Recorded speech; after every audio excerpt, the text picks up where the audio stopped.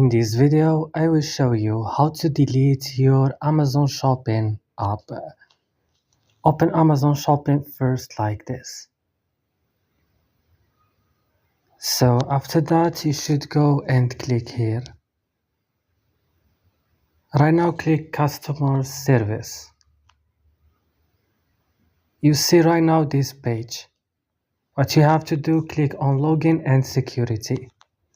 Click here on the third option, Close My Account. Click Learn About Account Closer.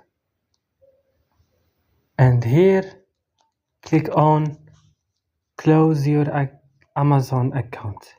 Close, it's mean delete, guys. Scroll this list. Click yes, I want permanently close my Amazon account and delete my data. Click close my account.